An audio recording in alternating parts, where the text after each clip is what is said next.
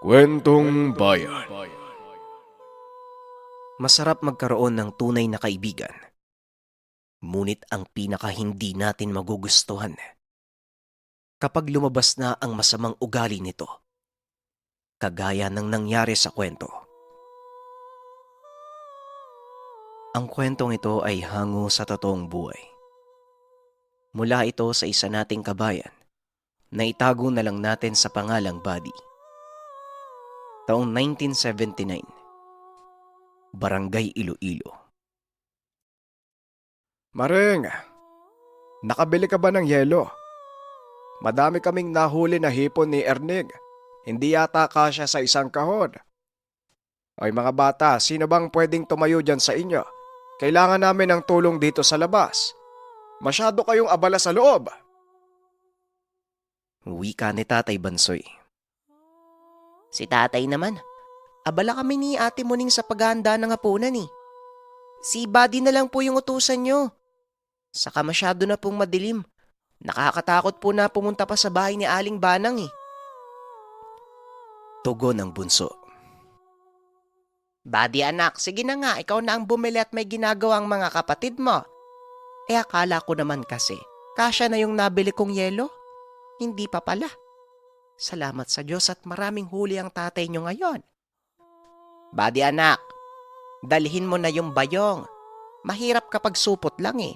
Baka mapatid sa dami ng yelo na bibilihin mo. Magdala ka na lang ng solo. Bansoy, samahan mo kaya ang anak mo. Alam mo namang maraming gumagalang maligno kapag gabi. Lalo pat mapapadaan yan sa kawayanan. Wika ni Nanay Maring. Naku, kahit wala na pong solo. Sagaba lang po yan, Nay. Malaki na po ko at kaya kong sarili ko. Ilang yelo po ba yung kailangan nyo? Saka maligno. Lagi naman po ako lumalabas tuwing gabi, wala naman po eh. Yung sinasabi nilang maligno, baka mga ligaw na hayop lang siguro, Nay. Alam nyo naman po dito eh, wala pa masyadong tahanan. Tugon ni Buddy. Ay nako, umandar na naman yung kayabangan mo. Alam nyo ba, balita sa baryo na may gumagalang malaking baboy ramo. Sabi pa sa kwento ng nakakita, bigla na lang lumalabas sa dilim, nangahabol ng bibiktimahin. Ang sa akin lang naman anak, ano ba naman yung magdala ka man lang ng panangga kung sakali? Wika ng nanay. Tss. Baboy ramo. Tamang-tama, Nay. Akin na po ang itak at ilalagay ko po sa bayong yan. Pag ako ang hinabol, nako, siguradong lilitsunin ko yung bukas. Hindi po ako dayo sa lugar, kaya wag po kayo masyado mag-alala. Tugon ni Buddy. Inabot ng ina ang bayong na may lamang itak. Naglagay na din ang ina ng posporo. Kung sakali man lamang makadaan ang anak sa kawayanan, pwede itong magsiga para pang ilaw. Medyo may kalayuan ang tindahan na bibilhan. Kaya napapaisip ang ina kung nagtatapang-tapangan lang ba ang anak. Hindi ito ang unang beses na lumabas si Buddy ng gabi, pero palagi siyang may kasama. Sa pagkakataong ito, mag-isa lamang itong naglakad sa dilim dahil may mga ginagawa ang mga kapatid. Ilang minuto pa ang lumipas. Habang naglalakad ang binata, nakikita niya pa naman ang daanan, maging ang mga ibong nakadapo sa puno ng kawayan dahil sa maliwanag na sikat ng buwan. Sa pagpapatuloy ng paglalakad, may napansin ang binata na figura ng tao. Tinignan niya ang paligid at naisip na tila may iniintay ito. Ilang sandali pa ang lumipas at nang medyo malapit na sa figura, doon niya lamang napansin na nakatingala ang tao. Natatabunan ng mahaba at buhaghag nitong buhok ang katawan at tila nagsasalita sa hangin. Nakaramdam ang binata ng paninigas ng katawan. Hindi na maiakbang ang mga paa. Habang nasa ganong posisyon, biglang lumingon ang ulo ng nilalang. Sa paglalarawan ng binata, mukha itong baboy na may katawang tao. Mapupula ang mga mata. Nakalabas ang mahabang pangil habang nakatitig sa kanya. Binalot ng kilabot ang binata at nais sanang sumigaw. Ngunit wala namang boses na lumalabas sa bibig. Nanginginig ang buong katawan habang unti-unting papalapit sa kanya ang nilalang. Nakangisi pa ito. Itinaas ang dalawang kamay. Doon niya nakita ang napakahabang kuko. Akmang hahambalusin na ang binata, ngunit biglang may tumama sa ulo ng nilalang. Napatigil ito. Nilingon kung saan galing ang bagay na tumama sa ulo. Galing ito doon sa lalaki. Hoy! Pag ako nakalapit sa'yo, iyahampas ko tong bote na hawak ko. Pasalamat ka ha. Isa pa lang yung binato ko. Sige, itaas mo pa yung kamay mo. Malalagot ka. Buddy, huwag ka matakot. Ako nang bahala. Wika ni Tio Dodoy. Dahil sa Tio, doon pa lamang natauhan si Buddy at unti-unting naigalaw ang katawan. Pero dahil sa takot, imbis na bunutin ang itak na nasa bayong, pinaghampas niya ng bayong ang nilalang. Hindi niya na naisip kung tumatama ba ang paghampas niya. Hindi niya namalayang wala na pala ang nilalang. Kumaripas na ito ng takbo nang makitang malapit na ang agwat ng lasing sa kanila. Walang ya. Takot ka ba? Bakit ganyan ka gumalaw, bata ka? Hoy, anong oras na? Gabi na. Nasa gitna ka pa ng kawayanan. May dala ka pang bayong. Saan ka ba pupunta? Dumating na ba yung tatay mo? Pupunta sana ako doon, yayayain ko siyang tumagay eh. Ilang araw ko na siyang hindi napupuntahan kaya, alam mo yun, bibisita ako. Ano? Kikilos ka ba dyan oh? Iintayin natin bumalik yung demonyo. Wika ni Tio Dodoy. Tiyo, bibili sana ako ng yelo eh. May ginagawa kasi sila tatay kaya wala akong kasama. Opo, kanina pa po dumating eh. Kailangan ko po ng yelo para sa mga hipon na ilalagay sa kahon. Salamat po ah. Kung hindi po kayo dumating, baka kung ano pong nangyari sa akin. Tugon ni Buddy. Halika na, sasamahan na kita at kailangan ko din yata ng yelo dito sa dala ko.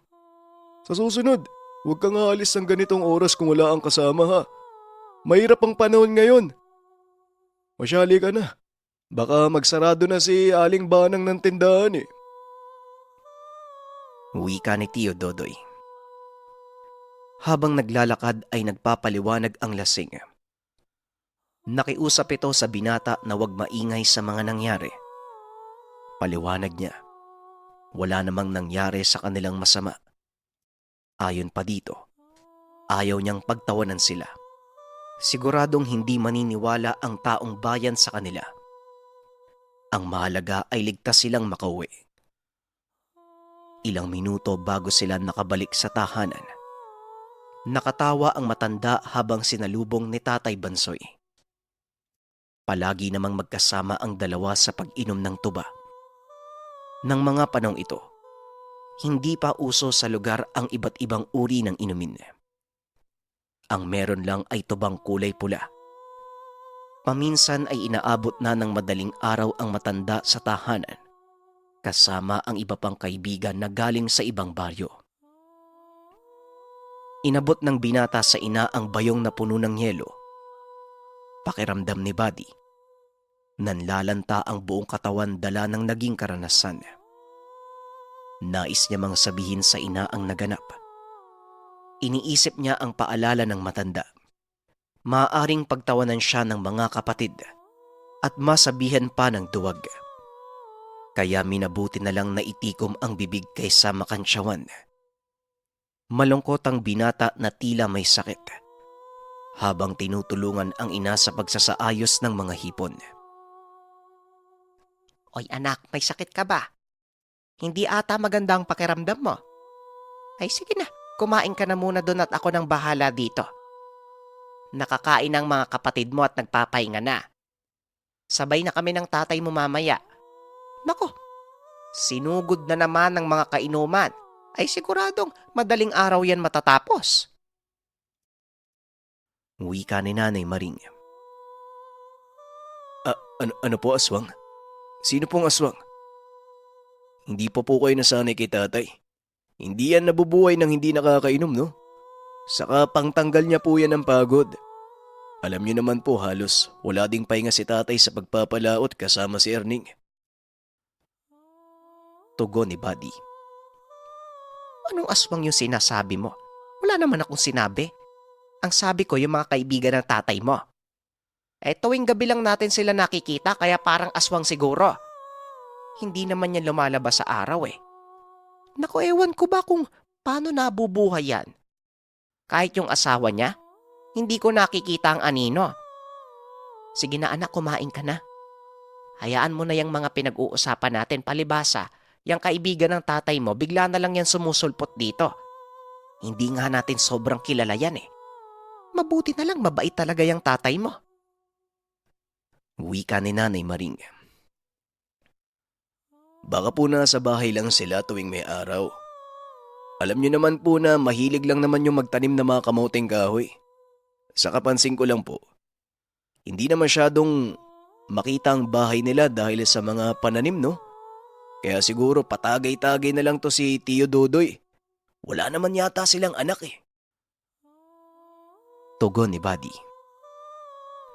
Ay nako, lumalalim na ang gabi. Sige na, kumain ka na at magpahinga.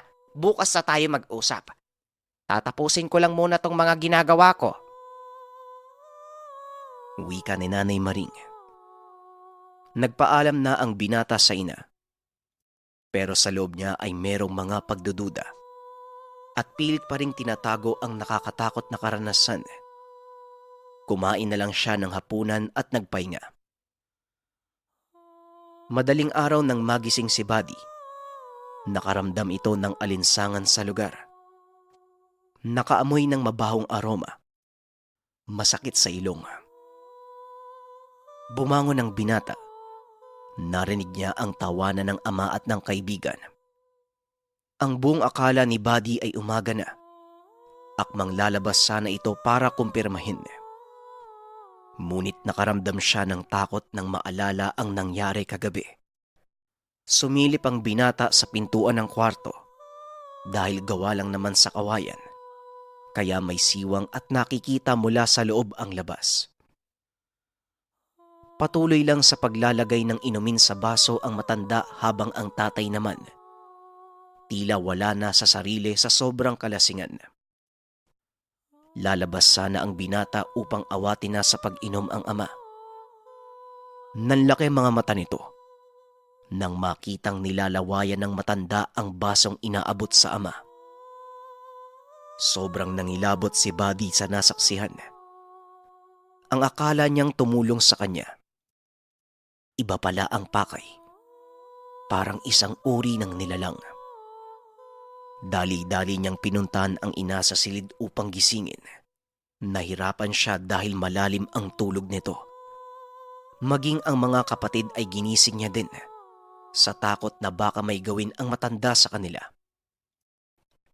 Uy bunso, Erning, gumising nga kayo. Uy, Muning, gising! Wika ni Buddy. Ay, ang sarap-sarap ng tulog ko eh. Ano bang meron? Umaga na ba? Manggigising ka tapos hindi ka magsasalita. Pwede ba wag kang istorbo? Kailangan kong bumawi ng tulog. Papalaot pa kami ni tatay bukas. Wika ni Erning. Ay naku anak Buddy, si tatay mo nasa labas pa. Bakit po ba kami ginising? Itong batang ito. Nay, si tatay po. Parang may aswang po dun eh. Dinidilaan po yung baso ni tatay bago ipainom sa kanya yung laman. Magkakasabay namang bumangon ang magkakapatid at ina. Lumabas ang mga ito papunta sa kinaroroonan ng ama. Nagulat si Buddy. Wala na palang kasama si Tatay Bansoy. Nakahandusay na sa papag. Tinulungan nila ito upang makapasok sa tahanan. Binatukan pa ni Erning si Buddy. Napabangon ito sa katagang aswang. Ang sarap ng tulog namin tapos gigisingin mo kami dahil natatakot ka. Buddy naman, alam mo namang ako yung kasama ni tatay sa laot eh. Kaya nga ako bumabawi ng tulog. Tapos magbibiro ka ng ganyan. Wika ni Erning. Ay, sige na, tama na yan. Matulog ka na, Erning. Ikaw, Buddy, tulungan mo ako dito. Etong tatay mo, iinom-inom, hindi naman pala kaya. Habang tinutulungan ang ina, hindi maiwasan ng binata na kabahan. Iniisip ang kalagayan ng ama kung sakaling nainom nito ang laway ng aswang. Napagtanto niya na ang itinuring na kaibigan ng ama, nilalason ang isipan niya. Hindi na bumalik pa ng kwarto ang binata, bagkus tumabi ito sa pagkakahiga sa pwesto ni Tatay Bansoy. Kahit masikip ay hinayaan na lang ito ng ina. Kinaumagahan ay hindi na nakabangon ng tatay. Sinabing masama ang pakiramdam at iniinda ang sakit ng sentido. Hindi nakapalaot ng araw na yon si Tatay Bansoy. Parang may kutob talaga ako sa biglaang pagkakasakit ni tatay eh. Sa tanang buhay ko, ngayon ko lang nakita nagkaganyan si tatay dahil sa pag-inom. Natatakot ako sa nakita ko kagabi. May masamang balak si Tio Buddy kay tatay. Wika ni Buddy. Hanggat hindi tayo sigurado, anak, huwag ka munang magbibintang. Wala tayong matibay na ebidensya kung sakali man. At saka sa tingin ko, baka nasobrahan lang. Natigil sa pagsasalita ang ina nang marinig ang pagsuka ni Tatay Bansoy. Nilalabas nito ang mga nakaing pulutan. Mga nakakadiring likido na may kasamang buong pagkain. Dito na kinabahan ng binata. Sigurado siya na may ginawang kakaiba ang kaibigan ng ama. Nagpaalam ito sa ina upang tawagin si Mang Toyang na sikat na manggagamot sa lugar. Hindi na din napigilan ni Nanay Maring ang binata dahil maging ito ay naalarma sa kakaibang nangyayari sa asawa. Magtatanghaling tapat habang binabagtas ang daan papunta sa bahay ng manggagamot. May nakasalubong siya na matandang babae. Sa paglalarawan, may hawak itong tungkod na tila hindi na kayang tumayo pa nang wala iyon. Pinagmasdan ni Buddy ang matanda. Marahil isa ito sa kanilang kabaryo. Pero nagulat ang binata nang bigla siyang hinawakan nito at may binulong. Bilisan mo. Baka hindi mo na maabot ang buhay ang tatay mo. Ano kaya ang lasa ng lasinggerong kagaya ng ama mo? Wika ng matandang babae. Hindi makagalaw si Buddy, habang ang matanda naman ay patuloy nang naglakad. Kinakabahan man, bigla na lang siyang nakakilos. Tumakbo na ang binata papunta sa tahanan ng manggagamot. Malayo pa lang sa bahay ni Mang Toyang, sumisigaw na ito. Hindi naman maayos na nasabi ni Buddy ang pakay dahil sa sobrang pag-aalala. Utal-utal itong nagsalita. Iho, uminom ka muna nang kumalma ka. Huminga ka ng malalim, sige. Ayusin mo. Hindi ko maintindihan ang sinasabi mo. Wika ni Mang Toyang. Mang Toyang, kailangan po namin ng tulong nyo. Yung tatay ko po eh. Mamaya ako na po ipapaliwanag. Wala na po tayong oras. Tugon ni Buddy. Sandali lang. Magnganganga muna ako. Huwag mo ako madaliin. Sa tanda kong ito, baka kung anong mangyari sa akin. Naligo ka ba? Ang lakas ng amoy mo ah. Ito na nga ba ang sinasabi ko eh. May aswang na nakatira sa baryo natin. Aba, dito pa talaga naghasik ng lagim. Pagdating sa bahay nyo ha, maligo ka. Magpalit ka ng damit. Amoy baboy ka. Wika ni Mang Toyang. Napayuko na lang ang binata at inamoy ang sarili. Wala naman siyang naamoy maliban sa pawis. Sa pagpapatuloy ng kwento, dala ng matanda ang isang maliit na bote na may lamang lana at krus sa loob.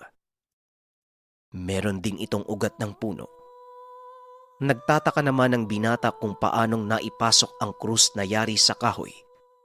Maliit ang bote, maging ang mga laman nito. Hindi na lamang siya nagsalita. Bagkus inalalayan na lang ang matanda sa paglalakad. Ilang sandali pa ay nakarating na sila ng tahanan.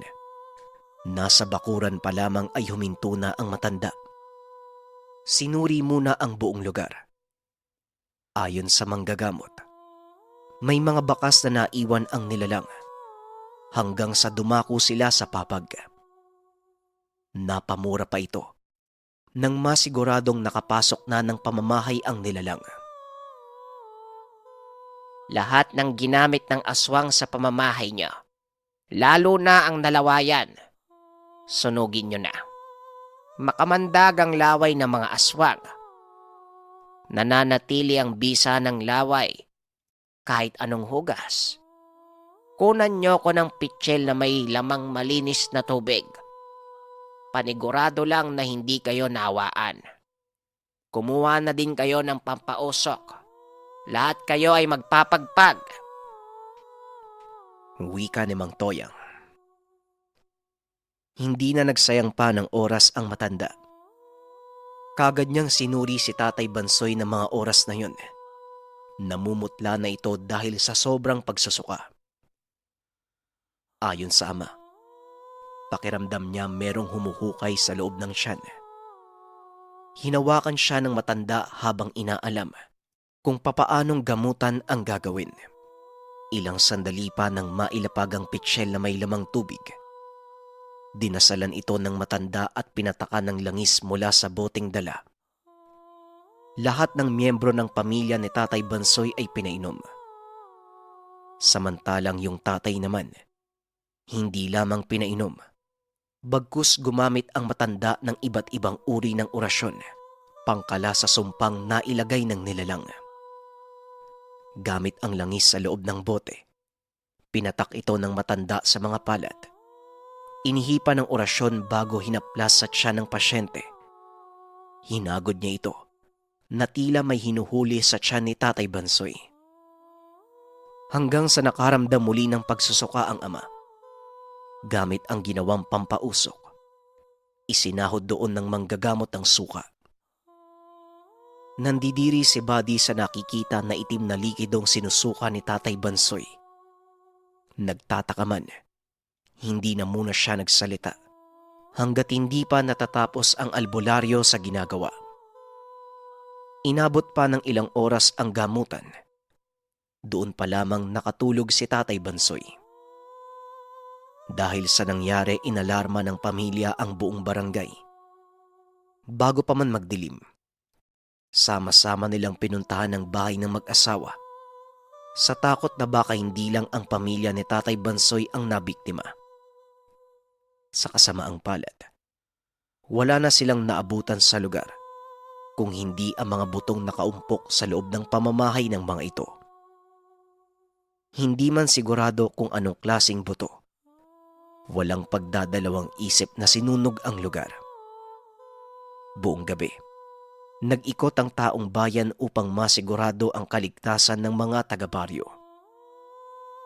Magmula ng araw na yun, hindi na muli pang nakita ang mag-asawa sa baryo nila. Ayon sa usap-usapan, marahil lumipat na ito ng lugar.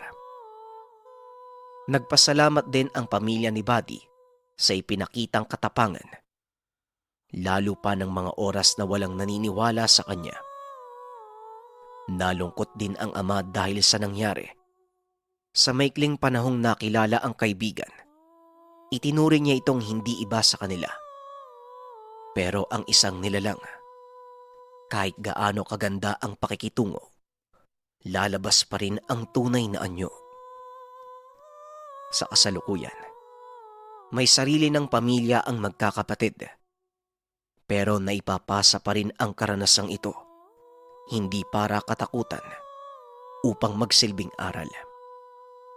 Huwag masyadong magtitiwala sa hindi kakilala o kahit kaibigan man. Huwag lubusang magtiwala. Ang kwentong ito ay hango sa totoong buhay. Mula ito sa isa nating kabayan na itago na lang natin sa pangalang Ramil. Taong 1991, Iloilo. Aba, Ramel! Mukhang yayaman ka na ata sa pagtitinda mo ng mga prutas ah. Ilang buwan ang masagana yung pinagkukunan mo. Hoy, pag kailangan mo ng kargador, sabihan mo lang ako ha. Hindi ako tatanggi. Sige na ha. Mauna na ako sa'yo. Mag-ingat ka sa pagbaba. Wika ng kapitbahay ni Ramil. Ngumiti lang ang matanda at diretsyo ng naglakad, habang karga ang 2 sako na punong-puno ng iba't ibang klase ng mga prutas. Dali-dali na din sa paglalakad. Mag-aalas 5 na ng umaga. Sa pamilihang bayan, kinakailangang maging maagap sa paglalatag ng mga paninda. Dahil sa maagang dumadayo ang mga mamimili. Karamihan sa mga suki ni Ramil ay taga-Karatig Bayan. Kahit papano, masasabing sikat na rin ang pwesto dahil ang lahat ng mga itinitindang prutas ay mataba. Ayon sa mga mamimili, mas matamis ang prutas kung ikukumpara sa iba at hindi din mabilis mabulok. Kaya binabalikan ng mga suki ang paninda ni Ramil. Kung susumahin, hindi pa naman gaano katagal sa pagtitinda ang binata. Sa katunayan, 6 na buwan pa lang ang nakalipas magmula nang magtinda ito. Ngunit halos lahat ng mga nakakasabayan napapatingin na lamang sa tuwing dinudumog ng mga mamimili ang pwesto ni Ramil. Samantala, bandang 3:00 ng hapon umuwi na ng tahanan si Ramil. Mag-isa lamang siyang naninirahan at tanging kasama ang mga alagang manok. Matapos makapagtinda, nagpapahinga lamang ang binata dahil sa madaling araw. Pupunta ito sa bundok at sa buong maghapon. Sasakit na naman ang katawan ni Ramil. Tuwing nauupo ito sa ginawang kubo sa sariling bakuran, madalas itong tulala sa dami ng mga iniisip. Bagamat hindi namumroblema sa pinansyal na pangangailangan dahil tuloy-tuloy ang pag-unlad ng tinda. Hindi pa rin may tatanggi ng binata ang lungkot na nararamdaman tuwing nag-iisa. Samantala, matapos namang makapaglinis ng paligid at makagawa ng mga panggatong, humihiga na si Ramil at kusa na lamang nagigising pagsapit ng 1:00 ng madaling araw. Kalahating oras bago mag-2:00, gising na si Ramil. Dahil hindi na muli pang nakabalik sa pagtulog, lumabas na muna ng tahanan ng binata. Dala-dala ang 2 malaking sako. Magmula sa tahanan ay naglalakad ito ng halos 1 oras, paakyat sa bundok na pinagkukunan. Lampara lamang ang dala ni Ramil na nagsisilbing ilaw sa napakadilim na daanan papunta sa bundok.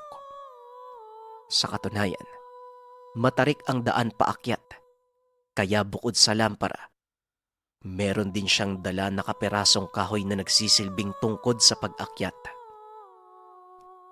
Nang tuluyan ng makarating ay nagpahinga muna ito. Sa parte ng bundok, may isang lumang kubo na kung saan pwede makapagpahinga si Ramil. Habang nakaupo ito ay nasa labas ang lamparang dala.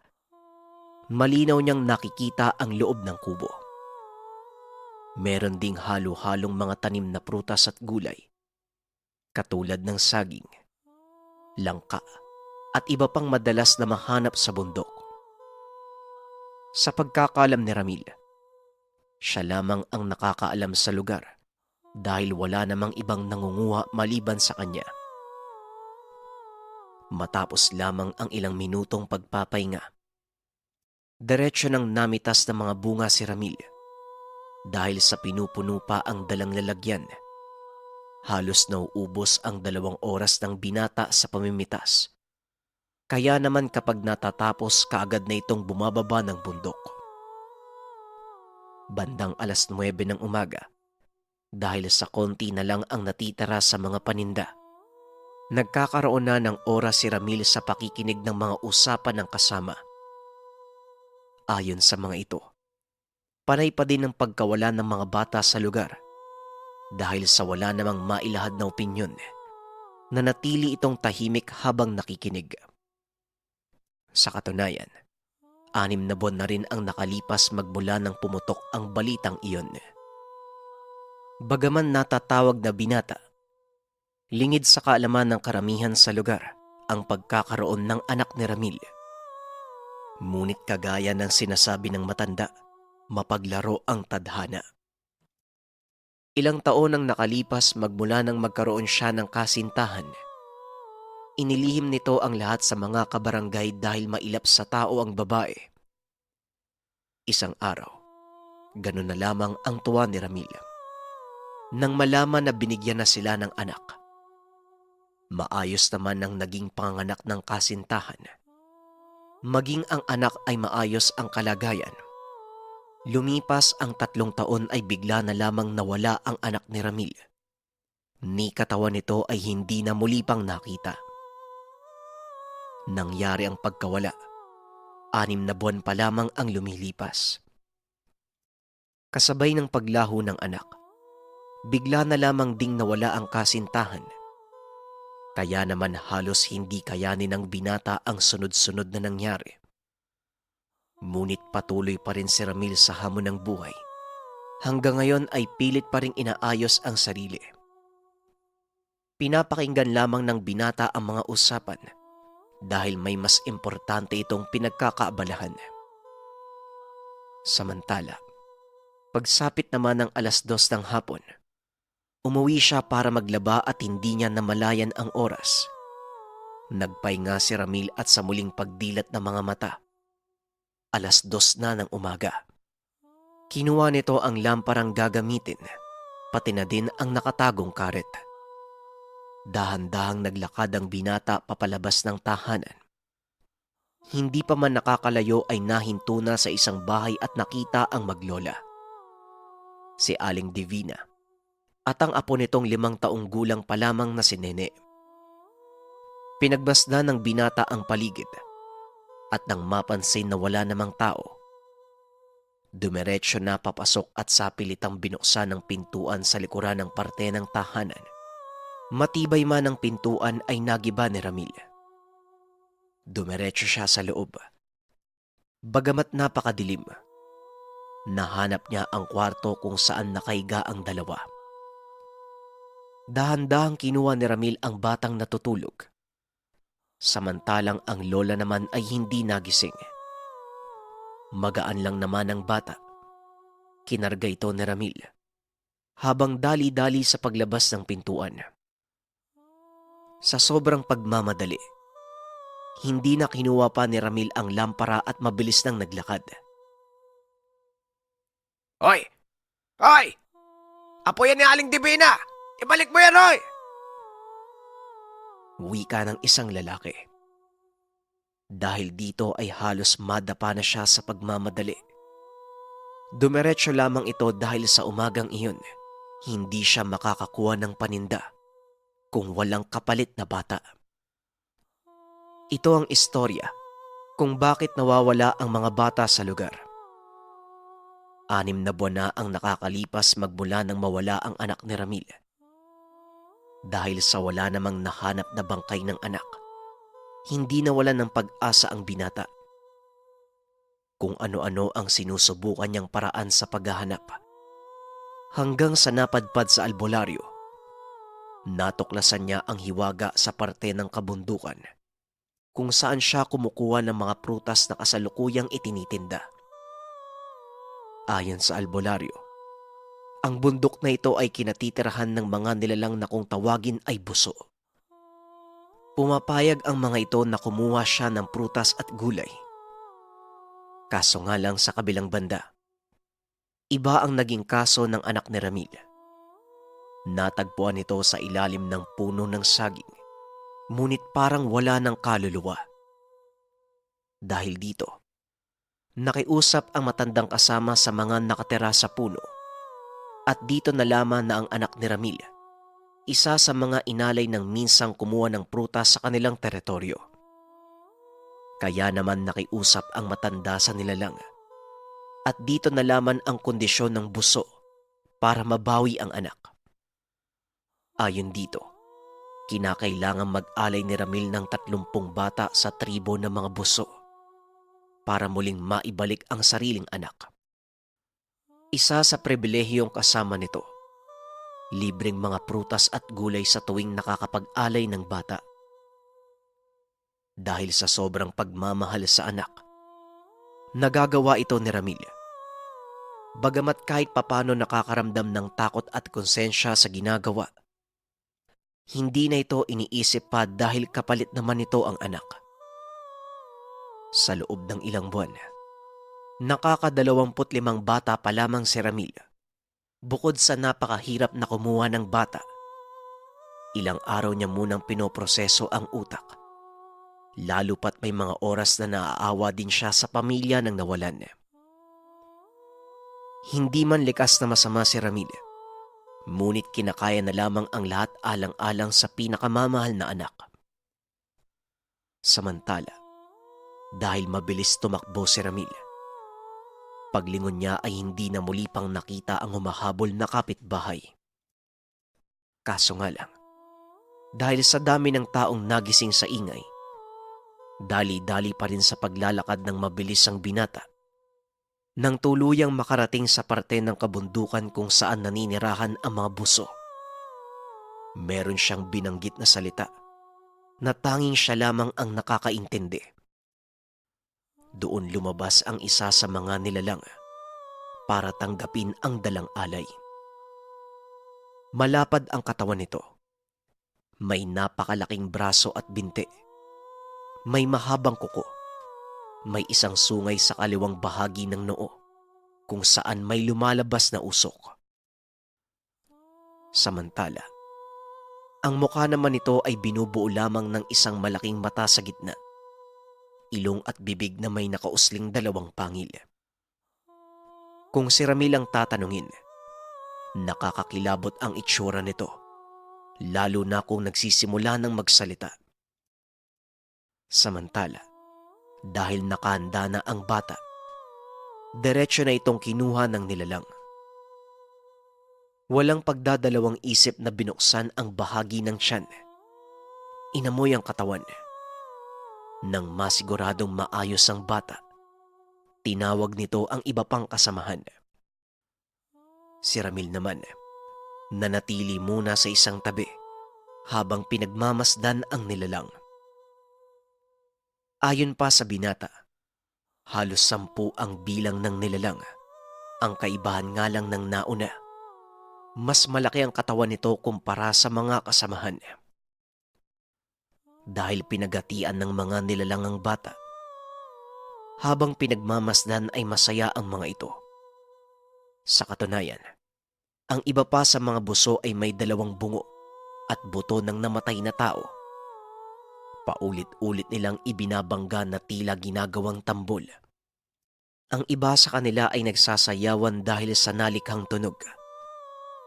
Higit kumulang kalahating oras ang ginugol ng mga ito sa pagkain.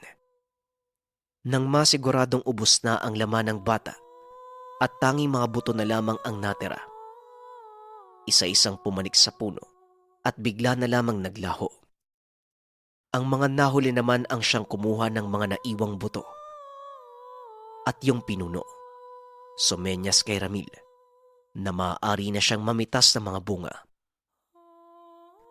Bago pa man makalapit ang binata sa puno, biglaan na lamang naglaho ang pinuno. Kung dati ay halos nanginginig si Ramil sa mga nakikita at hindi maayos na nakakakuha ng mga bunga dahil sa kabang nararamdaman. Ngayon ay kalmado na. Nasanay na lang sa mga nilalang. Isa rin sa rason ng binata sa pagtuloy na pagkuha ng mga bunga ay para mabuhay ang sarili. Wala na siyang ibang pagkakakitaan kung hindi pagtitinda. Hindi nagtagal. Kaagad namang napuno ang dalang lalagyan ng mga gulay at prutas. Bago tuluyang bumaba, napansin itong gumagalaw ang iba pang matataas na damo. Indikasyon na may hayop o taong nagtatago. Kaagad niyang ibinaba ang lahat at dali-daling pinuntahan ng parte kung saan narinig ang gumagalaw. Ganun na lamang ang pagkagulat niya nang makita ang lalaking humahabol sa kanya. Parehong nagkabiglaan ng dalawa. Bumalik ang tao pababa. Hindi na ito hinabol pa ni Ramil. Dahil na mga oras na yon ay 4:00 na at may iilan ng mga tao sa daan. Naisip niya kung sakaling hahabulin pa ito, mapapaisip ang mga makakakita. Bumalik na lamang ito at kinuha ang mga prutas at gulay na ititinda. Habang naglalakad, hindi na mapanatag ang isipan dahil baka nakita ng lalaki ang buong kaganapan. Hindi malabong maisumbong siya sa otoridad na desidido rin sa pagtugis ng nilalang. Alam niya na marami nang naulila at nawawalang bata. Hanggang sa makarating sa pinagtitindahan, wala namang kakaibang nangyari. Mabilis na lumipas ang panahon. Naging maayos naman ang lahat at walang otoridad na kumuha sa kanya. Doon lamang nakaramdam ng ginhawa si Ramil. Nang sumunod na araw, nangyari ang kinakatakutan ng binata. Mabuti na lang at nahuli siya ng gising. 3:00 na ng madaling araw nang makarating siya sa teritoryo ng mga buso. Hindi pa man nakakarating sa mismong puno, natanaw na ng binata ang nagbabagang apoy. Kaya naman nakaramdam ng kaba si Ramil at dahan-dahan sa paglalakad. Nang tuluyang makalapit, dito nakita ni Ramil ang mga opisyalis ng barangay at iba pang otoridad na nag-uusap habang nakatitig sa mga puno. Sa puntong iyon, napaupo na lamang sa lupa si Ramil dahil kasabay ng unti-unting pagkawala ng mga puno ay siya ring pagkawala ng pag-asa na buhayin ang anak. Gustuing mang isalba ang puno. Hindi na nagawa pa ng binata. Nawala na ito ng lakas dahil sa pagkawala ng anak. Paglingon naman sa isang banda, nakita niya yung lalaking humabol sa kanya. Nakangisi ito kaya sigurado si Ramil na siya ang nagsumbong sa mga otoridad. Dahil dito, nandilim ang paningin ng binata at palihim na sinugod ang lalaki. Nasa isang sulok ito, kaya hindi kaagad napansin ng mga tao nang atakihin niya ang lalaki. Naghahalo na ang galit at gigil. Hindi napigilan ni Ramil ang sarili. Nang mismong oras na yun, sinaksak niya ng karit ang leeg ng lalaki. Hoy! Anong ginagawa mo? Hoy, mga kasama, huliin niyo yung lalaking to! Di ba siya yung tinutukoy na Ramil? Kailangan maimbestigahan yan. Hoy! Sumama ka sa amin! Wika ng otoridad. Kaagad namang dinampot ang binata at wala na itong nagawa kung hindi sumama. Hindi na rin nakatakbo dahil napakarami ng tao sa lugar. Paulit-ulit na pinaamin si Ramil kung siya ang kumukuha ng mga bata. Ngunit dahil sa takot ay tinanggi ito ng binata. Hindi naman siya pinayagang umalis. Hanggang sumikat ang araw ay hawak pa rin siya ng otoridad. Dahil sa pagpatay niya sa lalaking nagsumbong sa kanya, mas lalong binantayan ng binata. Nagpa siya ang otoridad na ipasok na ito sa selda. Lumipas pa ang ilang araw ng pagkakakulong. Dahil wala na siyang pag-asang makakalabas, kusang inilahad ni Ramil ang nangyari. Inamin niya lahat ng nagawa, kasama ang pagkuha sa mga bata at pag-aalay sa buso. Hindi naman siya pinaniwalaan ng otoridad. Iniisip nila na nababaliw na si Ramil. Hindi pa rin siya pinakawalan ng mga ito at tuluyang pinagbayad sa mga kasalanang nagawa. Sa puntong iyon, alam niyang malabo na siyang makalaya sa selda. Iniisip niya na doon na siya mamamatay. Alam rin niya na marami siyang nagawang kamalian. Ngunit sa kanya, para lamang ito sa pinakamamahal na anak. Kahit anumang pag-iisip ang gawin, tinanggap niya na lamang ang parusang pinataw sa kanya, hindi lang ng otoridad, pati na rin ng Diyos. Sa paglipas ng mga araw, binitawan ni Ramil ang pag-asang makikita pa ang anak. Wala na ang teritoryo na mabuso at hindi niya rin natapos ang kinakailangang gawin. Tinanim na lamang ni Ramil sa isipan na patay na ang anak. Habang nakakulong sa selda, dito lang niya naramdaman na tila kinakain na siya ng konsensya. Pakiramdam niya, siya ang pumatay sa mga bata sa lugar. Tuwing naiisip ito ni Ramil, may mga pagkakataon na gusto niya nang bawiin ang sariling buhay dahil sa pagiging makasarili at asal hayop. Dumating ang panahon ay merong bumisita sa kanya. Ito ang kaibigang albularyo. Nagkaroon siya ng pag-asa dahil ayon dito, nabawi sa mga buso ang kanyang anak. Ang kapalit nito, hahanapan niya ng bagong tirahan ang mga buso. Hinanapan niya ng bahay na matitirahan ng bata. Nasa mabuti na itong kalagayan. Masaklap man ang sinapit ng kanyang buhay. Marami mang batang namatay ng dahil sa kanya. Hindi ito pinagsisihan ni Ramil. Ginawa niya ang lahat ng ito para sa pinakamamahal na anak. Maraming salamat sa pakikinig ng ating kwento, mga kabayan. Abangan pa natin ang mga susunod na kwento dito sa ating channel. Paalam.